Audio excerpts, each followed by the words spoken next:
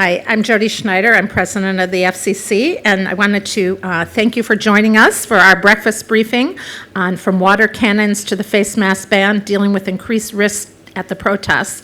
This is open to all members, guests, and journalists, and we have a number of students with us today, which students, raise your hands. Great, thank you, and thank you for coming.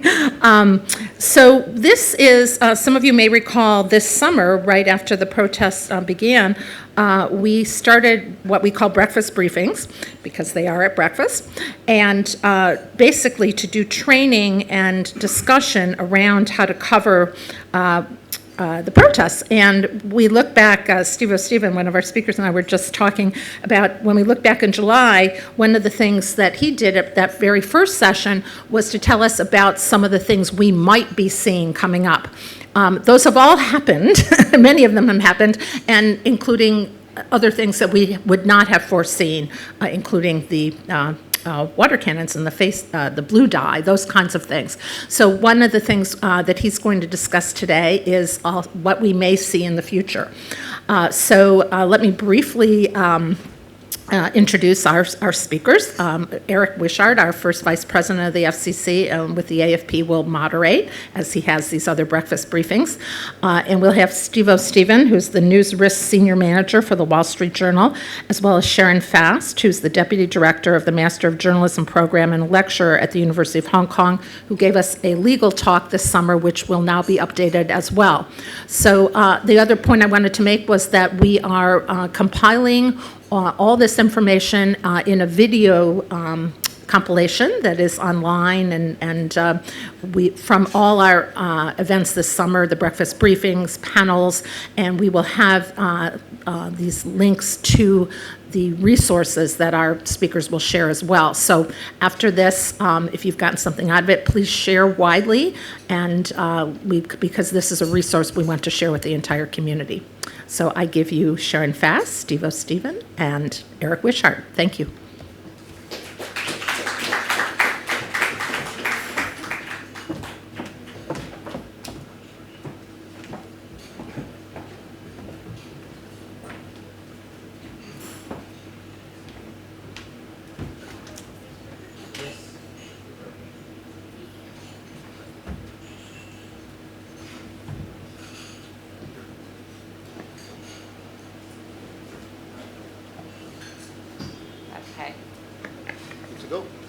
Morning, I'm Eric Wishart, and so we're going to begin with Sharron on the legal risks, and then Stevo.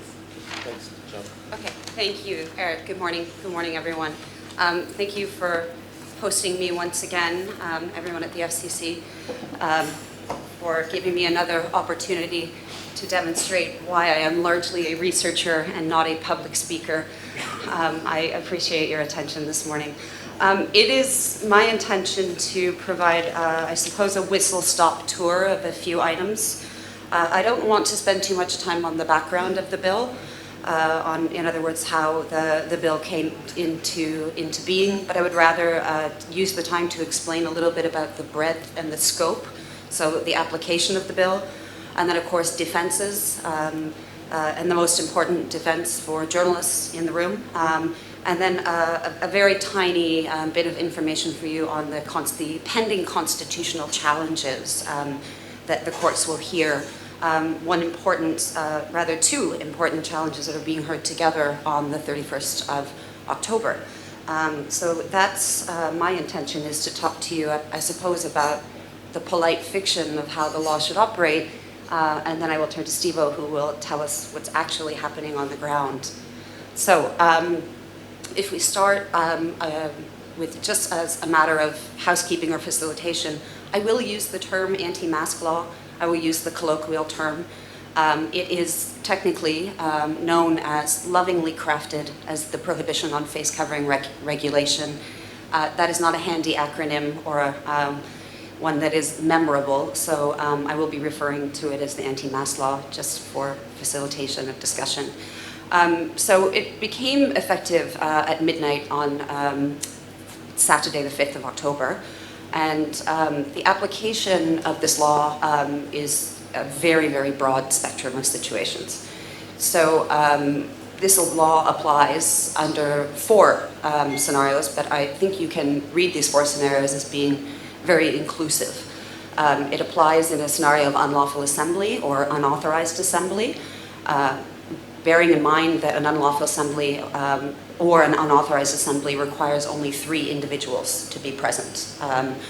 A public meeting, which requires 50 or more individuals to be present, there is an exception for education. So, as my students know, you are allowed to wear masks in the classroom. Educational talks are not considered public meetings. And it is also applicable in public processions. So where does it apply? I would say almost everywhere. And who is impacted and who has interest or concern? Almost everyone should have interest or concern about the breadth and scope of application of this provision. So even where, and most of you are familiar with the process of the letter of no objection. They are the letter that is requested from the police by organizations like the Civil Human Rights Fund. When they receive a letter of no objection, it is a sort of a tacit permission to host an assembly or a meeting. Even where those letters have been issued, this face mask law still applies. So on defenses, 2 broad categories of defense. The first being lawful authority, which I have abbreviated as LA. The second is the reasonable excuse. When you are attempting to exercise this defense, you should be aware that the burden will be on the prosecution, the prosecuting authority, to prove beyond a reasonable doubt that you did not have a lawful authority or a reasonable excuse. There are 3 lawful authorities and reasonable excuses that are listed in Section 7 of this regulation. And here they are. I hope you can see this slide clearly. This is probably the most pertinent slide to the profession of journalism. Section 4.1 provides that where you are engaged in a profession or employment and you are using the face covering for your physical safety while you are performing an act or activity connected with your profession or employment, that you will have a defense if you are detained or arrested under this ordinance. I should take a moment to demystify this term defense.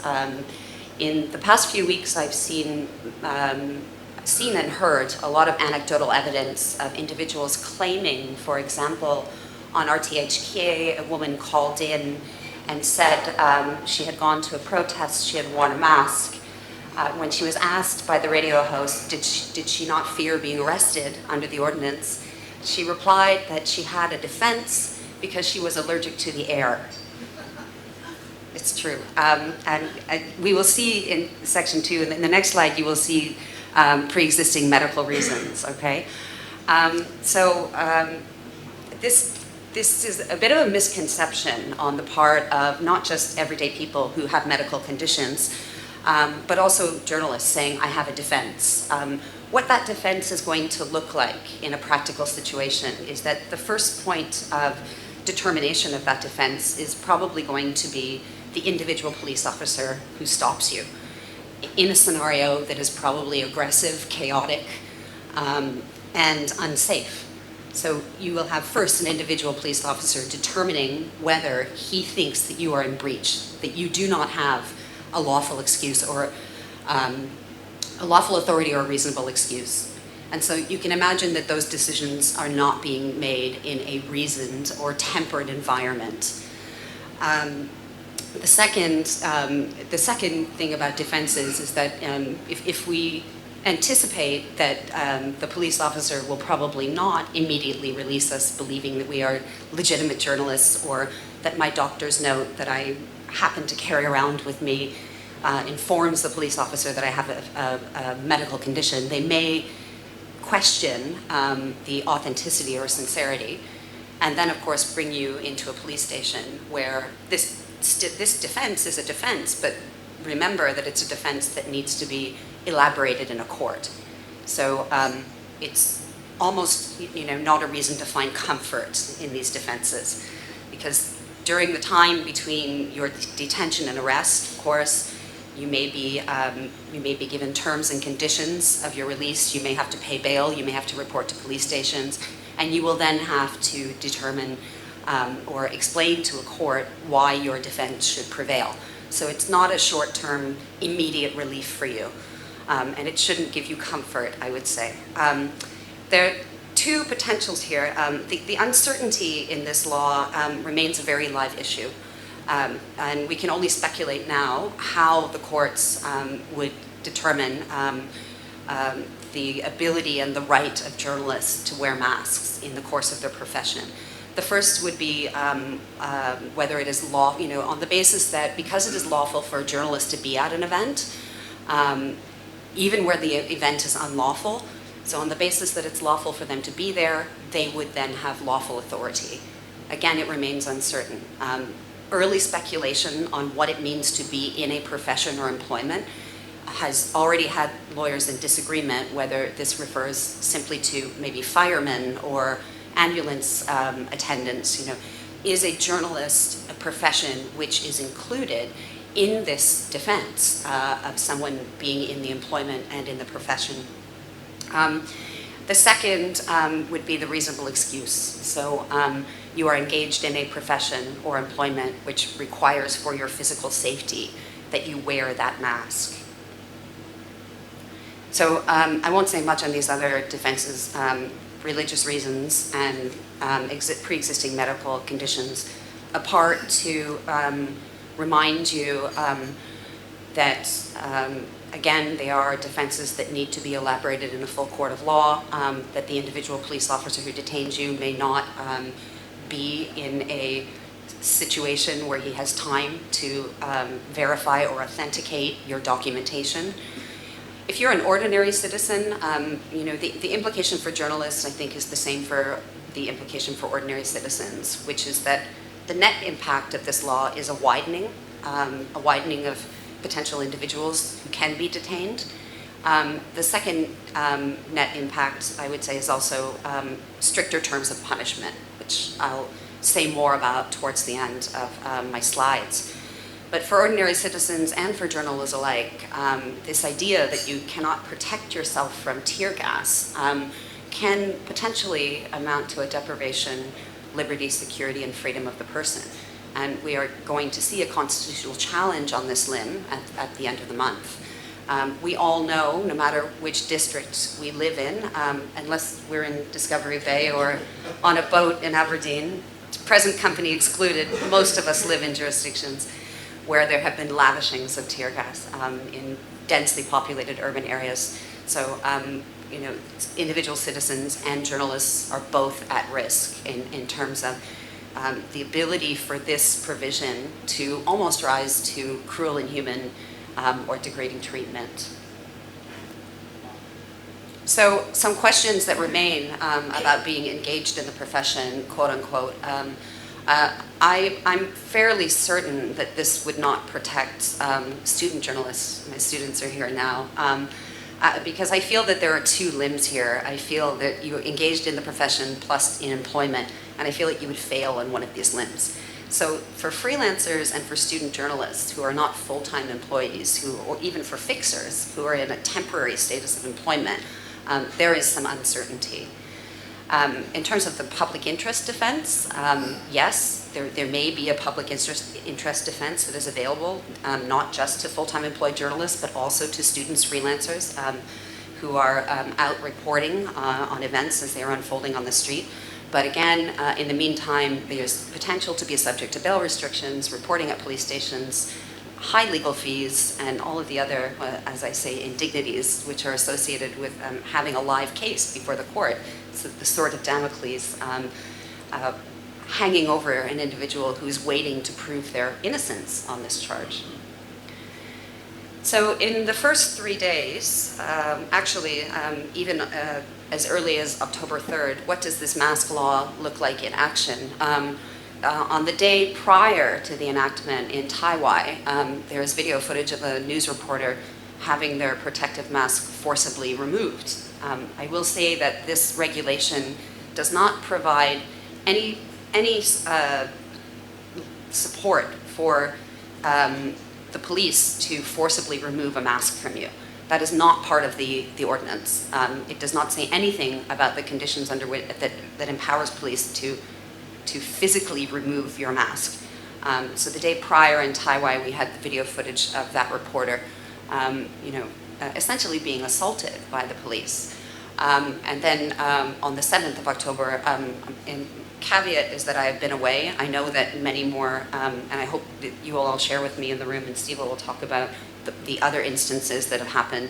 But on the 7th of October, we saw a Stand News reporter having her glasses forcibly removed. So not even a face mask or something that would impede the ability of a police officer to identify the individual, but really just a kind of egregious application of this law, because as it is crafted now, it is possible for sunglasses and visors and other forms, even paint on the face, to be construed as a mask. I will also say that on the Sunday morning, so the law came into effect, as I mentioned, at midnight on the 5th of September. That was a Saturday. On the Sunday morning, I attended the second judicial review application launched by the Pan Democrats on the constitutional challenge to this law. And at that time, Saturday had been a relatively quiet, and I'm using the term quiet liberally, it had been a relatively quiet day in terms of the protest. There was not a singular mass event on the Saturday. There were many sort of pop-up events. Already on Sunday morning, 12 individuals had been charged under this ordinance. The interesting thing about all 12 of those cases was that all of those individuals were also charged with either unlawful or illegal assembly. So it does make you question whether this additional layer of the law is required. Why do we need to enhance the ability of police to make additional arrests, to widen the net, and to add punishments when individuals could already have been arrested on the basis of another offense? So my last comment, I want to leave lots of time for Stevo and also for questions, is more of a sort of heads up on what's happening constitutionally. In specific relation to the anti-mask law, the two judicial reviews that will be heard on the 31st of October. Lester Shum and Lung Kwok Hung are launching a review on disproportionate interference with the right to free expression and peaceful assembly. So they're discussing the scope of the law. So the idea that the law should apply in scenarios where the permission or letter of no objection has been issued. The government mentioned in announcing this law that it had looked at the practice of other jurisdictions and the experience of other jurisdictions. Shamefully for me, I'm a Canadian. They mention Canada many times. I'll be happy to distinguish the Canadian approach and the Hong Kong approach if time permits later. This disproportionate interference with the freedom of the person, going back to peaceful assembly, even the Canadian law is limited only to situations of riot and or unlawful assembly. So the Canadians do not criminalize the wearing of a mask in every conceivable situation, as has been done in the case in Hong Kong. So that's my tiny defense of Canadians. And then secondly, these two challenges will be heard together. So an interesting thing about these two challenges is that although they were launched on two different dates, they're being bundled up together. They're going to be heard in a so-called divisional court. So there will be two judges in the court of first instance. It's kind of an exceptional path. Usually it's a single judge. Two judges means a more serious constitutional challenge, more room for evidence, and so on. This second challenge goes a bit further. It talks also about the abrogation, disproportionate abrogation on the right to free expression and assembly, liberty and security of the person again, but it goes a bit further and it's going to challenge the ERO itself. So the ERO is the Emergency Regulation Ordinance under which this law came into being.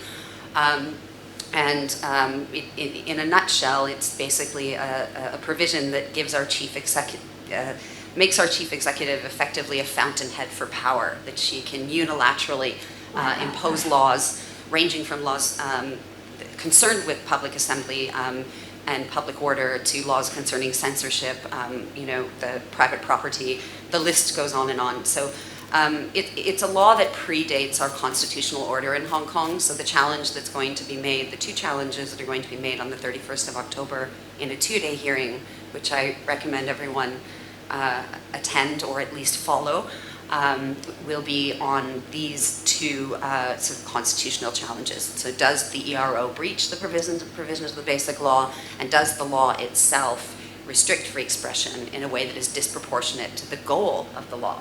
And the goal of the law was said to be, of course, the de-escalation of acts of violence, and the government said that the purpose of the law was to dissuade and reduce the number of violent acts that were happening by so-called frontliners and protesters. And I think at this point, go to Stevo to tell, you're going to talk a little bit about whether you maybe concur with that the law has succeeded in de-escalating or not. So what does it look like on the ground? Has this purpose been fulfilled? Yeah, sure. I need to. Thanks, Sharon. You need your slides. Got you. There you go. It's got some good now. This guy. Yeah.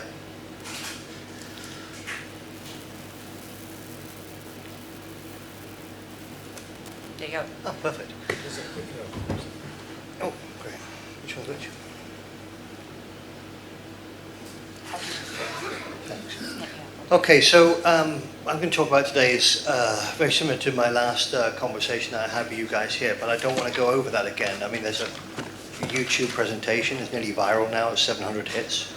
You can go and look at that to find out what my base is I'm talking about. What I want to talk about today is the changes that we've seen on the ground that have changed our equipment and our tactics, and the changes that due in part to the law, but they're also due in part to a very slow evolution. And it has been a slow evolution. I think on the first presentation I gave, I said this was a nursery slope for protests, for protest coverage. I mean, it's a non-violent, very civilized country. And it really still stands, that comment. It's taken months to get to this level of violence. In Chile, it took 48 hours before people were shot dead in the street. So this is a very civilized and slow burning fuse compared to other places in the world. So evolution of weapons, this is what we have on the ground right now. These are the things that are in place. And the weapons and tactics, arrest and detention, I've got at the bottom there for the police. And there's new ways of having arrests and detention, not just for unlawful assembly now, but for the mask as well.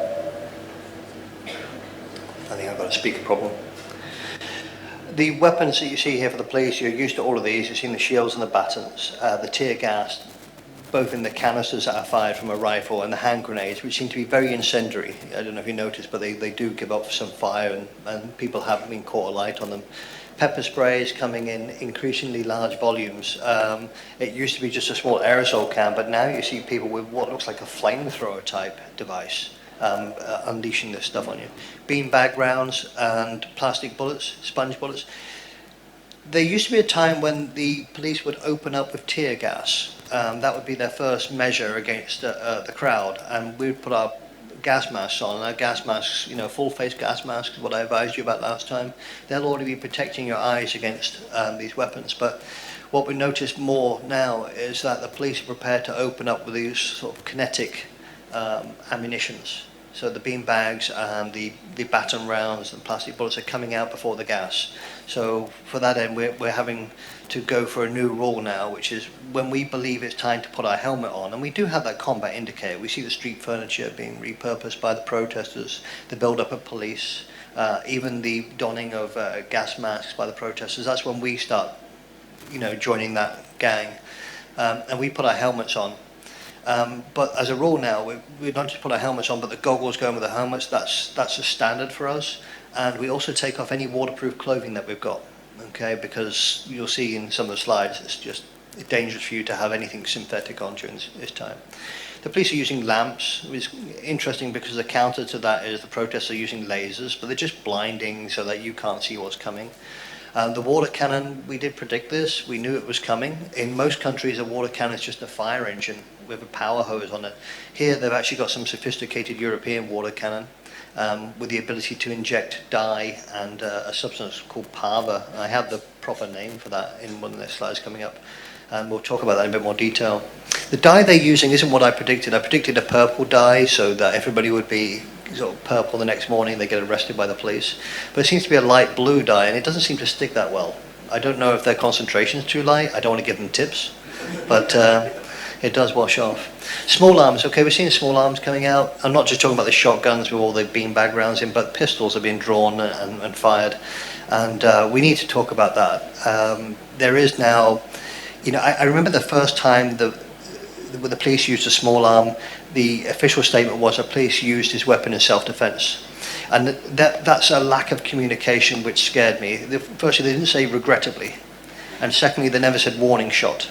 So when they allowed that first policeman to fire up in the air in self-defense, they basically opened the door for firing in self-defense. And since then, we've had at least 2 bullets hit, one into the chest, one into the leg of student protesters. I say students, they're just very young people, I guess. And we've seen 4 more bullets, not going up in the air, but going horizontal, and they're not hitting their target, which means it's just by luck, not judgment, that they're not hitting somebody else. So this is a real issue for us. The armoured vehicle's out. I don't know what it's doing. We haven't seen any anti-armour capability from the protesters, so I don't know why it has to be there. And as I say, arrested detention, new laws are coming out on arrested detention, but that's always there. Protesters, meanwhile, they've got their own stuff. The bricks, the poles, the slingshots. You've seen these petrol bombs are getting used more often, and they seem to be sticking. The earlier petrol bombs would almost extinguish as soon as they hit the ground, big fireball, and then gone. You need to put stuff inside the petrol bomb for it to stick, and that's been happening. Corrosives, there's been a few attacks of corrosive. I think the first corrosive attack was actually against the protesters by a different group. I actually thought it would come from the protest, but it came against the protesters. Street furniture, arson more prevalent than ever before, not just MTR stations now, but the shops going up. Spray paint on people and actually on property. We talked about lasers, ammonia. Okay, well, I was in North Point when the police charged a group of protesters around the corner for an ammonia bomb, not an explosive device, but an ammonia projectile to be thrown down onto the police from above. It stank really bad. I wouldn't say it was toxic or caustic, but it was like being hit by a skunk. I mean, we could smell it 100 yards away. It was gross. And of course, the mob. I mean, the protesters have the mob on their side. As in, it's actually a horrible weapon. It gets out of control very quickly, and the mob is capable of doing wrong things. Instant dismissal, be like water. This is one of the protesters' weapons. They can, have the police chase them, use up all their force, thousands of officers lining the streets, and then they disappear. The protesters just disappear and then reappear somewhere else as another weapon of theirs. Bladed weapons have become more prevalent. I'm not sure that this is entirely a protest decision. I think there's some individuals out there that aren't well to go and stab a police officer in the neck, even not masked. This is not something. And the other guy who punched someone's stomach open, I didn't see that as a protest violence as so much as a really mentally ill violence to use weapons like that. Cooking oil, we've seen that about. I've fallen over on the cooking oil before. They're just putting it across the floor to make it impossible for the police to run at you. And doxing attacks have happened, and I expect them to get worse, and we'll talk about that. But it's basically identifying someone and giving out their information of where they live, where their kids go to school. These are dangerous things to do, and they're out there. They already have these weapons. Okay, so this is PAVA. That's what it stands for. Forgive the font, that's a changeover from the software I used. But yeah, if you can pronounce it, up to you. It's basically a capsaicin, like a pepper spray, but synthetic. It's a molecule that locks into the skin and causes irritation, just like you would if you had a really hot sauce. This is one of our journalists got hit with it. He was very lucky. He was 25 minutes away from the office, so he ran back to the office. He was absolutely drenched in the stuff. And by the time he got to the office, this is him taking his rucksack off. You can see that where the rucksack had been, that protects him against the power just in that area. He described the pain as enough to want to rip his clothes off and run down the street naked. That's how much it hurt. And I can imagine, when you're wearing the cotton clothing that we insist on, it gets in the creases there, gets into the armpits. It took him about 3 hours for his skin to calm down and for him to be able to function again. So it really was that hot. Is this the white or I think this was a white one, but you know, it's an injection into the water system, right? So it's not like they have a tank of this stuff. They just load it in and goes off inside that distribution. It doesn't have to be white, blue, or Parva in there. It can just be water. What's the remedy? What do you do? Ah, good question. We'll come to that. No worries, no worries. I get there. Okay. We have mics, by the way, for the questions. Yeah. Okay. Okay. Sorry. Okay, right, Steve, we'll keep going. Yeah. The next slide. Okay, so this is what we've got coming. So it's interesting, you know, speaking to a few ex-policemen who really understand the deployment of the Hong Kong police and their structure. I was actually taken aback. I honestly believe that a lot of the Hong Kong police were going through a training cycle of learning how to do protests, and that's why they were so awful at it to begin with. But no, apparently they have a dedicated cadre to it, including the Raptors, which are counter-terrorist police. They're dedicated because of the old colonial rule system, that we needed to have a force here to squash, you know, rebellions or uprisings or protests. So that still exists, and it should still exist if you want to remain an independent country. The forces that they have here in Hong Kong are really the equivalent to a national police force of a small country, but they would be based in different towns. Obviously, it's just one town country here, so it's all here. It's a large reserve of counter-protest police, and they have a sophisticated arsenal. The stuff that they've used, whether it be out-of-date tear gas or not, is still less lethal, non-lethal, crowd-dispersing equipment. It's not small arms fire, which is what we saw in Chile. In Khartoum, 12 people died on the first day of protests. You know, this is what happens when the country isn't that sophisticated, when they don't have a sophisticated police force with the equipment. They go straight into hardcore weapons. But there's more weapons on the market. Birdshot, which is very fine pellets from a shotgun. Expect to see those. They're going to cause injury. They can cause death at point-blank range, but even a blank round can cause death at a point-blank range. So yeah, I mean, it fired at the crowd at lower level. There's going to be some eye injuries from this one. Buckshot, much worse. You see that a lot in island locations around the Indian Ocean, in Creole places. Whenever there's protests there, they'll just fire buckshot, which really, really hurts. So a range of around 50 yards or so, that's going to bed into your skin, and you're going to have to go to hospital for that one, where you will be arrested. Night raids. They have a police intelligence unit. They should know by either facial recognition at the scene or just following individuals off the scene into the back alleys or whatever it is and watching them come out.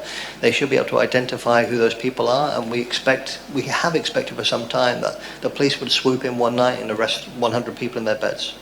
And with all the evidence to show that they were part of illegal protests or violence. And they haven't used that really yet. They've picked up a few key individuals, but not hundreds. Tasers. I've been told that there's no appetite for using tasers out in the field here, but that's another non-lethal weapon. Sticky foam, which the US military try to deploy, and that has its problems. The idea is that you spray on this and you literally can't move. It just glues you to the spot. There's a suffocation issue with this stuff, though. It can be vehicle mounted. You can even have it hand mounted, but it's one of the weapons that's on the market out there. Mass detention operations. What we're seeing so far from the police is dispersal operations. There are times when I've looked at it tactically and thought to myself, well, the police should be coming down these roads now to push us closer to the water. You know, with the water against your back, you've literally taken one of the sides away from the protesters. It wouldn't be like water. They'd have to get into the water to get away if they've been cornered. And it's just not happening. So they haven't gone for a mass detention operation. Why is that? Maybe they don't have the transportation or the system to protest that many people. Maybe they don't have a detention camp to put 2,000 or 3,000 people in one night. But they haven't done that. And percussion explosives. We've seen the tear gas that goes out like a grenade, but there are other things which are non-lethal, flashbangs. And these things really do stun you. They're more effective inside a room. Yeah, if one of these grenades goes off next to you, you're not going to get hit by shrapnel. But the sound will be enough to perforate an eardrum and just drop you to your feet. So they haven't used these weapons yet, and they're all available on the market. You can go and buy them if you're a government off the internet. Protesters, okay, so We've seen some explosives come out, not just petrol bombs, but we've seen some rudimentary attempts at explosives.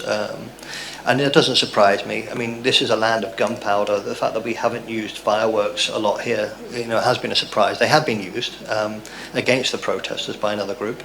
But it does surprise me that we haven't seen a serious effort in this, which is a good thing.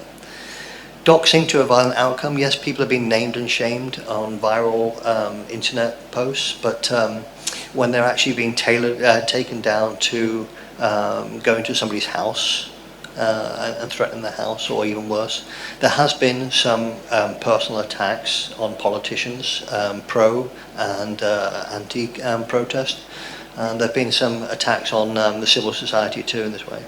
Off-duty targeting. We saw some off-duty targeting, where police officers coming home from work have been beaten up in MTR stations, or there's one particular guy, which I think I have a picture of him, who took a hell of a beating, and there was basically 2 petrol bombs hit him, and there was an attempt to steal his weapon. And stolen weaponry is an issue. So the video that I've had to cut out today, wrong format, shows a protester being arrested by a policeman, another protester coming to help, kicking the policeman away. And then there's a fight going on, and you can't quite see what it is at first, but it appears to be an attempt to steal the policeman's shotgun while he's on the ground.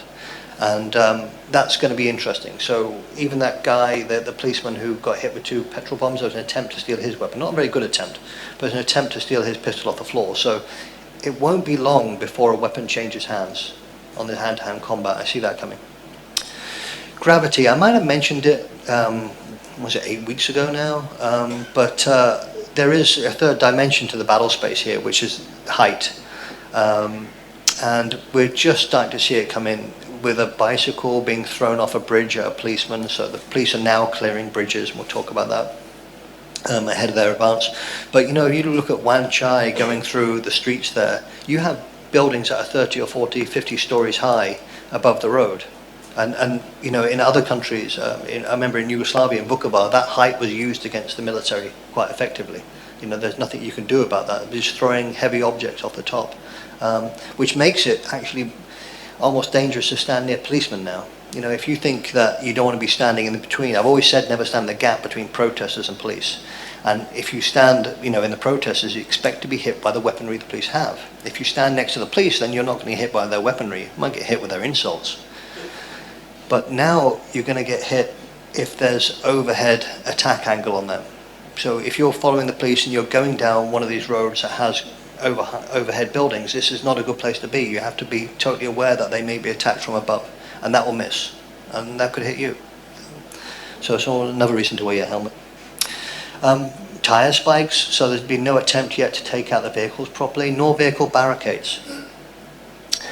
So in other countries you'd expect buses to be turned over or cars to be used as vehicle barricades. Here they're still using the street furniture, which is interesting, that they haven't developed onto that. It's a good thing. Heavy plant machinery. There was an attempt to steal a digger the other day, a backhoe. I don't know if you saw that, but they couldn't get it going. That would have been an interesting weapon to see out there. The processor's first tank, if you like. But that sort of thing's coming. I mean, if you think in other countries where that's literally been used as a lethal weapon, such as Israel, where they've taken on plant machinery and ran it into the police or buses or whatever. And so captured police weapons and attacks on critical infrastructure.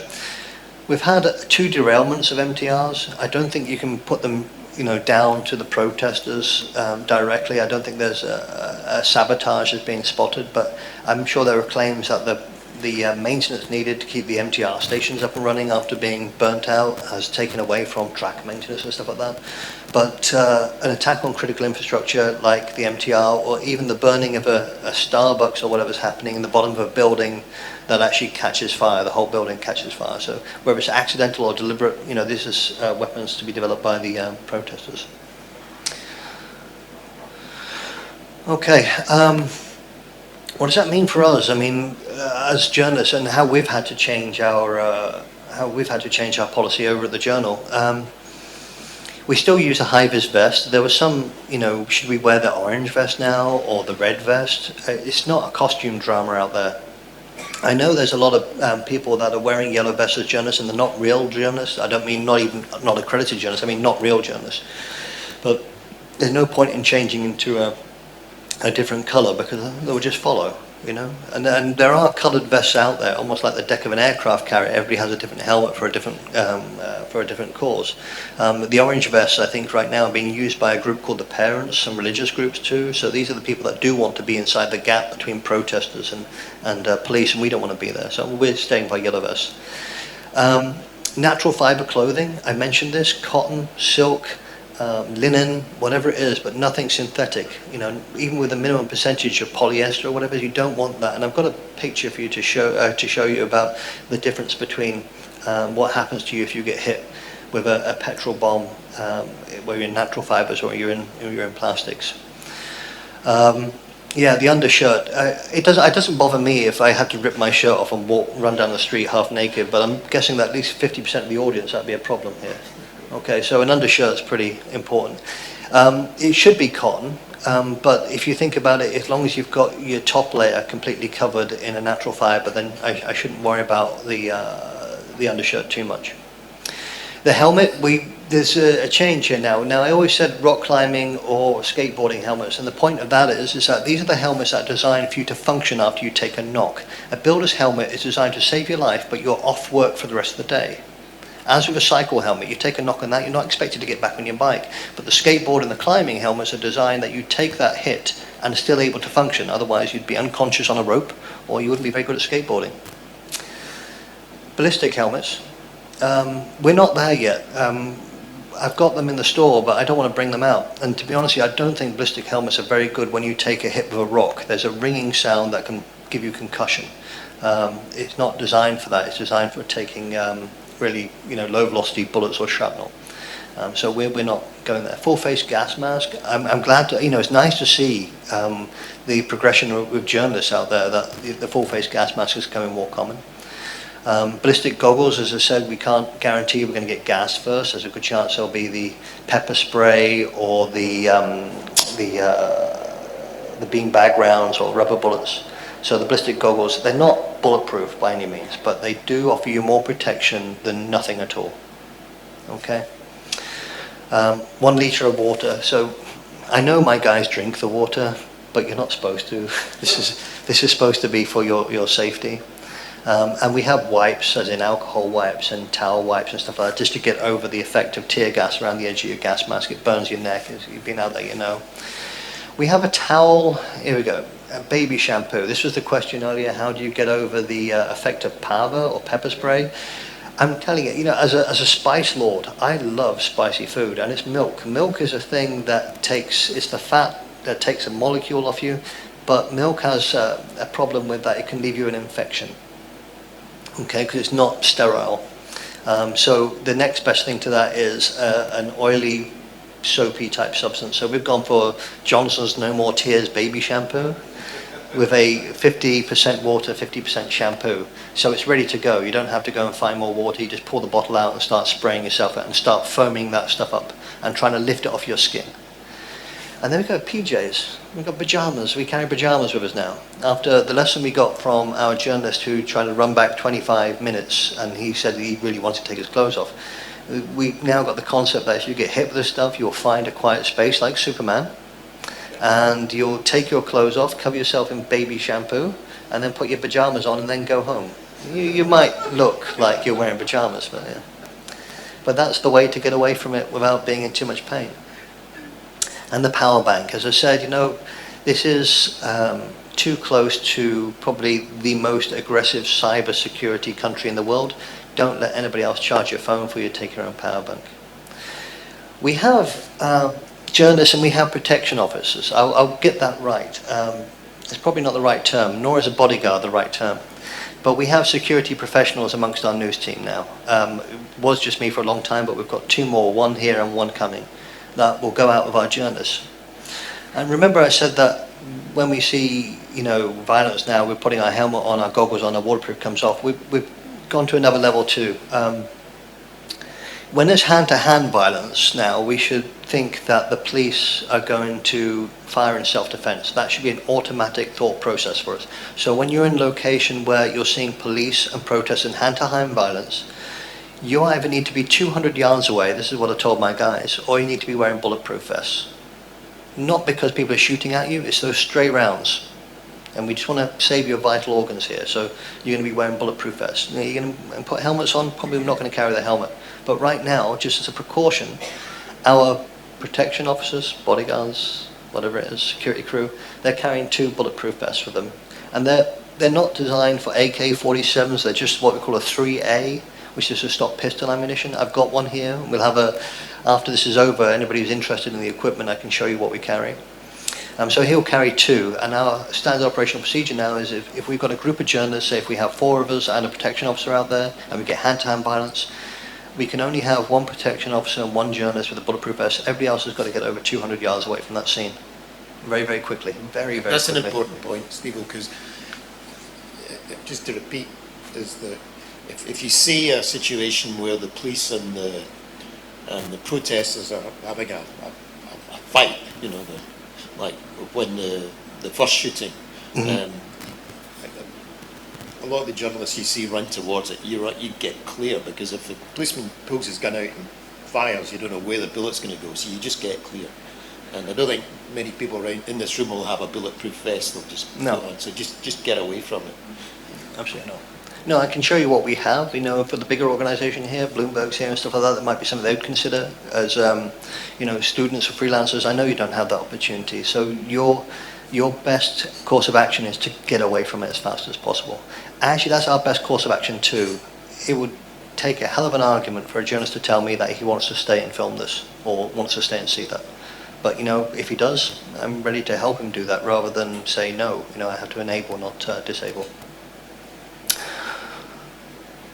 Okay, so this is the example I'm talking about. I don't know if you recognize these pictures. Okay, the one on the left is the off-duty police officer that was identified and attacked. After that beating he took, they hit him with a petrol bomb and he ran out. And literally they hit him with the petrol bomb at his feet level, and he turned into a ball of flame and ran out, and just the bottom of his sneakers caught fire. And that's because he's wearing a white t-shirt, cotton t-shirt and denims, you know, a pair of jeans. They then hit him again a few minutes later with another petrol bomb, and again no flames hit him. The picture on the right is a journalist that was accidentally hit with flame from a petrol bomb. I don't think it hit him directly, I think it was just as it was thrown, the flame licked out, and it melted the plastic waterproof coat he had to the side of his head. Okay, he was so lucky that some people just running up to film him in pain, other people ran up to actually help him out there. But he would have gone up like a Roman candle, and that whole entire waterproof thing that he had, that big surround wrap, would have stuck to his skin for the rest of his life. There would be no pulling that off. And that's the reason why we take our waterproofs off and why we only wear cotton and natural fibers. I said this from the very beginning, if there's a chance of fire out there, you're wearing natural fibers. What do you do if you get hit with a petrol bomb? I mean, because people have a tendency to run. That's the natural reaction. And do you roll on the ground, or what do you do? You do roll. If you run, you're just adding oxygen to the fire, which is one of the key ingredients, right? So you rip your outer layer of clothing off, if you can, and roll. Okay, drop and roll. Okay. Also be aware, if you're going to run up to someone and start patting them down to put the fire out, you're going to lose the skin off your hands. It's a solvent out there. It's not a natural fire. It's a solvent fire there. You've got a chemical reaction going on. Okay, so we had this slide before, location demeanor, but we've changed a little bit.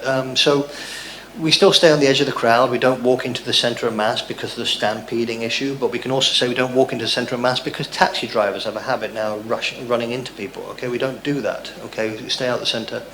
Get height when observing violence. That's something I said at the very beginning. Get on top of a bridge. Don't be there on the shop floor where the bullets fly. Well, the police, after God knows how many weeks of getting it wrong, have now decided they're clearing the high places before they go underneath them, especially after they got crowned with a bicycle.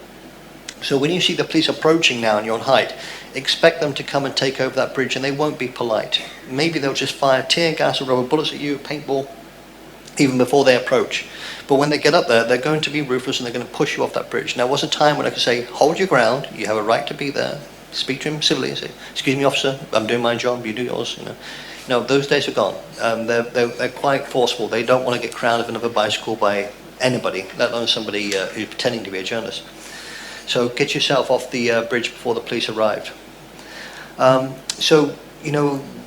That puts us where? I mean, if you stand on the side of the protesters, you're getting shot at by the police. If you stand at high ground, you're getting bullied by the police or pushed off by the police. If you stand next to the police, you have that chance of height, right? Of someone throwing something down the police and crushing you. So you need to find a way that you're not targeted by any of those three weapon systems. You being on the height, being pushed away, you being in the crowd and being shot at, or you being next to the police and being crushed by something coming down on you. So you have to work out where your safest place to be is with those three factors in mind. Look for overhead near the police I just mentioned. Know your exit plan. This has always been the way. I've got journalists now that are so good at this that they won't go 30 or 40 meters without pointing to me where they're going to run if the crowd changes direction. Okay, and that's perfect. That's what you're looking for. Someone who actually knows constantly where they're going to run to. And someone needs to know your status at all times. And that offer that I offered you at the last FCC meeting, it still stands. A few of you are taking me up on it. If you're out there and you've got no one to call, we've had foreign journalists coming in from Australia and other places. I'm quite happy to take your number down, and you can check in with me when you're at the protest, when you leave the protest, when you're in trouble, and I'll do what I can to help you. Demeanor's still the same. Don't run with a crowd. We never run with a crowd. Okay, you either get shot at, crushed, or trampled with by a vehicle now. Don't turn your back on projectiles. Okay, so when things are being thrown, especially if you're standing on the side of the police and the police are backing away because of the amount of stone pelting going on, you need to be walking backwards away from that so that you can see the stones coming. If you're working in pairs, which is a minimum now for us, then someone's walking forward, someone's walking backwards so that you can guide each other out of the situation. Be courteous to all factions. That still stands. You don't take succor from the police, and you don't take anything else but water from the protesters or anything else. And that's our rules. And own your own situation. And now you've got the legal advice there. Be confident in where you stand, and be confident that the law will support you. If you're not, then you're probably doing something wrong in the first place. If you get pulled with a mask issue and they're telling you to get your mask off and you're arguing with him, please, there's still pepper spray around here, can we go somewhere that you can see my identity and everything else? And if they arrest you for that, then you should have an easy defense. That's about me. You have some gear to show, Stevo. You want to do it now? Yeah, sure. Yeah, okay. And do we have microphones? We'll have some time for questions. Maybe 5 minutes a question.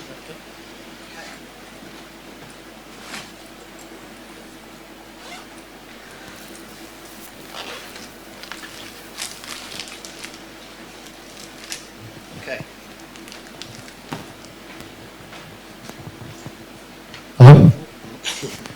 Okay, so this is our top pocket. This is the alcohol wipes I was talking about to get rid of the effect of tear gas.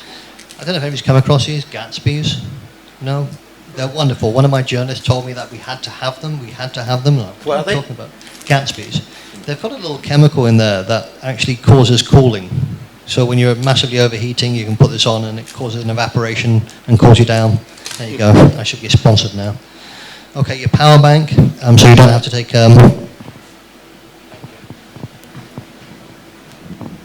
Hello? Okay, your power bank, so you don't have to take foreign power. It might be my voice. That's a very important... you mentioned that earlier. That's a very important point, is never charge your phone with somebody else's power bank, because they can get all your data, right? Yeah, they'll either wipe your phone or steal it.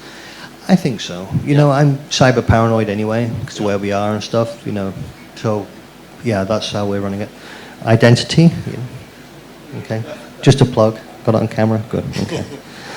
Okay, so we have our vest and we have our hat. This is my filthy vest. This is one of the few situations where your brand actually could be helpful for you. As an American newspaper, in a lot of countries that wouldn't be a good idea. But here, it's actually quite beneficial, and we do get stopped by people saying, "Oh, Wall Street Journal." I'm like, yes. And that's it, that's all I say. And, bit of stardom. Again, this is the skateboarding helmet. It's a sort of standard thing that you see. Very hard to get here now, right? There's either been an awful lot of new skateboarding going on in Hong Kong. We had to get these shipped in from the UK, but again, it's branded and it's got press clearly marked on it. These are the ballistic goggles. They're not ski goggles. They're actually ballistic goggles. I don't see what there's a great deal of difference, to be honest with you, but there's they're not airtight, so they're no good for tear gas. You still get hurt with tear gas. They're good for pepper spray, and if you take a hit with them, at least there's some sort of there's a rubberized thing here that gives you some sort of suspension against the round that hits you. Okay, the full-face gas mask, we looked at this last time. It looked like Darth Vader in it. And I think back then when I pulled it out, people were looking at it like, that's a little bit too intense for this protest. Why would you have something so like militaristic? But now this is, come on, this is de rigueur. This is the thing that you guys all want to wear. Put it on, Stevo, because the students won't have seen it. Go on. So if you're in a situation where there's gas in the air, you've got to purge your gas mask. It looks like you would if you were purging your diving mask underwater. So that means you've got to blow out. And in the military, they say, I'll do the joke again, sorry. In the military, they say gas, gas, gas. But, you know, you're civilians, so you can say really cool things like Luke, I am your father, when you put it on, all right? So when we carry the gas mask around, we actually carry it in a prepared style like this, which means we don't have to put the whole thing on. We can just put it against our face and blow out, and then we're already protected by gas without putting it on properly. So, and that would enable us then to be free of gas. And then just to put it on, there's a little thumb thing in the back here on most of these devices. And that's it. And within a second, you're gas free. It's really, really effective. And this is our latest weapon against the water cannon. 50%, no more tears, okay?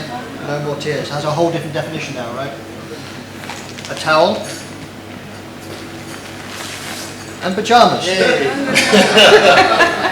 Okay, 100% cotton. They call it a lounge suit now, I believe. This is the medium boy size. Okay. This is from a Japanese shop, so medium is a different meaning there. Okay, I'm no longer medium. So that's the equipment for the individuals. And this is a kit that our protection officers, I've got to find a better terminology for that, maybe a security assistant or whatever it is, or security crew that you have. But we have a trauma pack here, which is everything to stop a critical bleed, which has enabled the journalist to get to an ambulance or a real medical professional. I mean, our security people are all to the rank of EMT at some point or another, at least first person on site responder.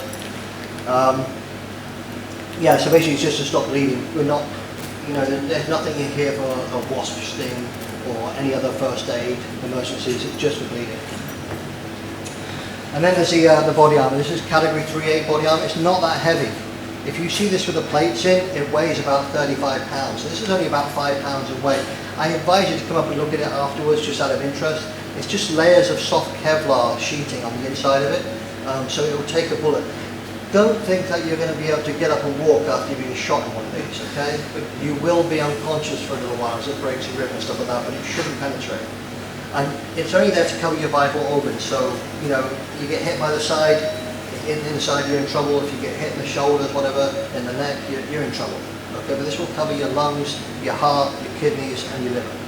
Okay, gives you a better chance of survival. And as I say, our bodyguards, or whatever you want to call them, carry 2 of these for the journalists. We don't expect the journalists to wear these. It's only for when we're in an extreme situation. So we're classifying protests as being high risk, which I think is fair. But when there is the opportunity where the protesters and the police are in hand-to-hand combat, there's a possibility of small arms fire. That puts us at extreme risk, and that's what we carry for extreme risk. We haven't had to wear them yet. I'm hoping that won't happen, but this is the furthest that we can go before we say we're not going anymore. This is about as much mitigation as I can put in place before I say, you know, this is ridiculous. You know, what is the reward that we're getting from this level of danger? Okay. Can I ask you just 2 follow-up questions on the blue dye on the water cannon? So you mentioned that initially your colleague said that it felt like wanting to rip all of their clothes off and run. I want to ask, how long does that discomfort last? And then how long does the staining or discoloration last? I don't know about the discoloration. I think they've got the dosage wrong. I don't want to give them the wrong idea, but I haven't seen anybody. Has anybody seen anybody blue the next day? No Smurfs out there. Okay. The discomfort. He said 3 hours. An hour 30 was intolerable. He was in the shower just constantly trying to get this stuff off him. He advised not aggressive shampoo, not Molten Brown or some posh shampoo, and no alcohol-based stuff. Although the medics out there are advising alcohol wipes to get it off. He said something more milky, something oily like the baby lotion. That's why we went for the baby lotion. I mean, he's the only one that I have that with the experience of being hit with this, so I have to take his advice. And if it gets in your eyes, is it? I've had that, from my pepper eating challenges. It's 30 minutes of discomfort. Yeah. The eyes are great because they naturally leak out the system. It's the skin. Once it gets into the skin, it's going to... Great. Well, thank you. So I think we got a microphone. I think we're running on, but I think it's very interesting. So maybe 5 minutes of questions. Anthony. Okay. 1, 2, 3. And please give your name and your affiliation if you have one. Hi, Anthony Daparan. So you mentioned that Author of books on protests, right? author of books on protests, and yeah. So you mentioned that, quite rightly, the early Molotov cocktails were not particularly good, and they've gotten much better at that very quickly. And then a couple of weeks ago, we reportedly had this crude IED triggered by a mobile phone. How easy is it for them to get better at making those, and how likely do you think it is that they will, and we'll see a police car or something blown up at some point? I think it's exceptionally easy nowadays. The cookbooks for explosives are on the internet. All this advice is available on the web and the dark web. I mean, you shouldn't ever look it up unless you've got a purpose to, because you guarantee as soon as you're putting bomb-making stuff into Google, you're being followed. But you should have a purpose for doing that. But yeah, I think everybody knows it's available on the internet. I'm not giving anything away there.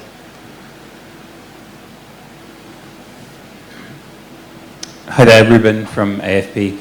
2 brief safety questions. One, do you wear the goggles and the full face mask at the same time? No.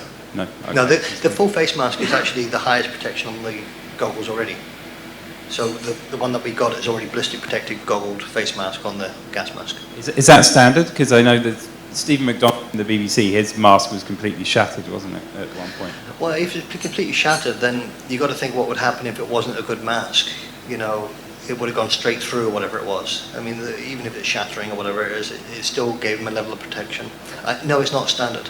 You really have to look for it. I mean, the 3M masks that we have out there, which are really for removal of asbestos, that's not designed to take a rubber bullet.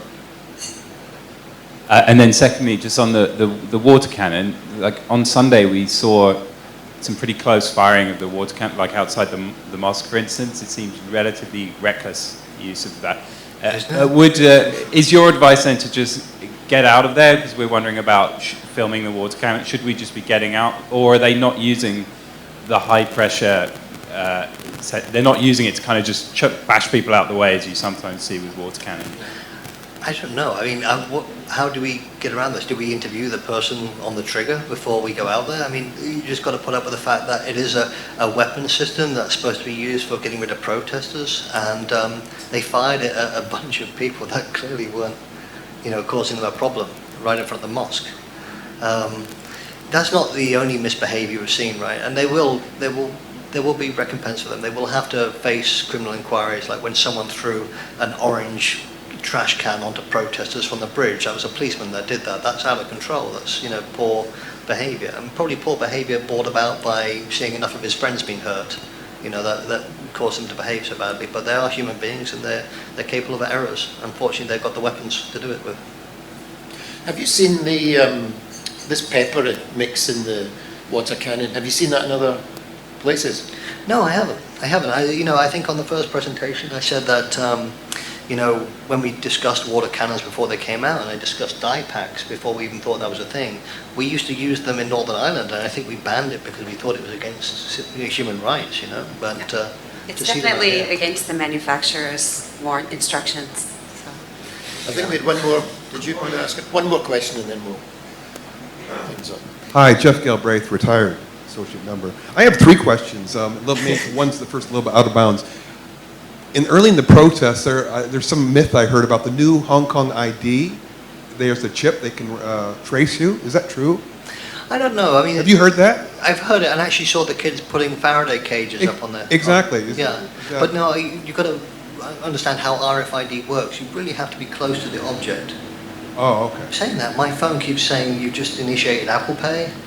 I don't know why it does that. So yeah, it's a near field technology. I'm not sure that's true or not. Okay, you've heard that about Yeah, that. I've heard it, yeah. Second question is about facial recognition, the reason behind the mask law.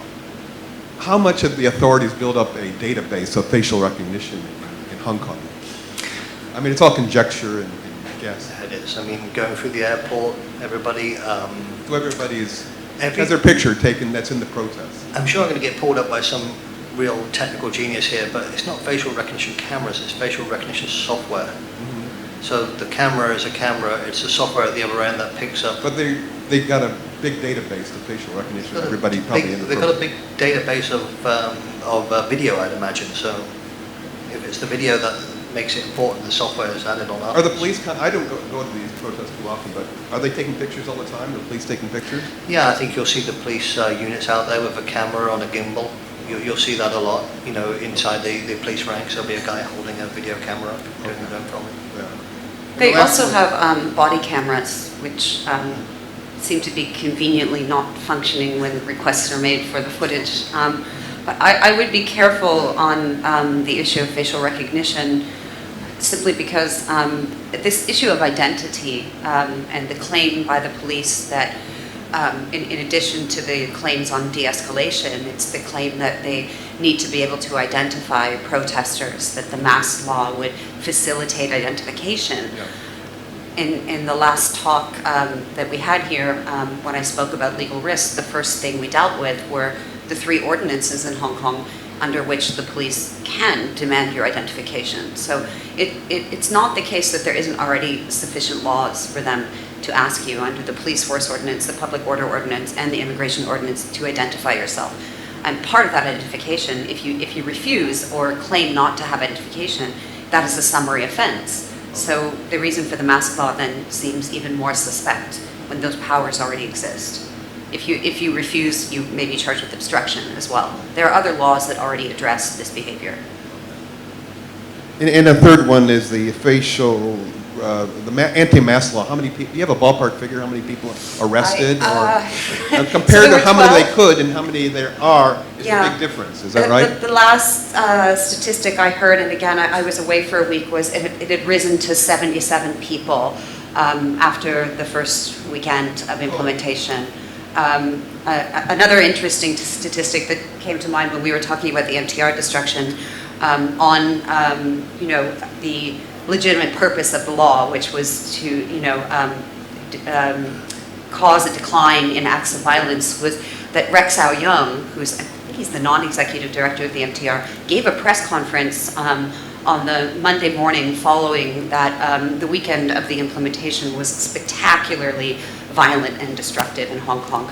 And he said in his press conference on that morning after the weekend that of the total amount of damages that had been incurred against the MTR, the total financial amount, 65% of them occurred during the weekend immediately following the enactment of the mask law. So there really aren't any, the statistical support for de-escalation is visual and financial right now. Thank you. Judy? Sorry. Please join me in thanking our panelists. And we are going to be continuing to do these briefings as the need arises, but also look for, we streamed this live, and we will add this to our video compilation of resources and information about covering the protests, and I'm sure our panelists will be around for a little bit if you have further questions. Thanks again for joining us.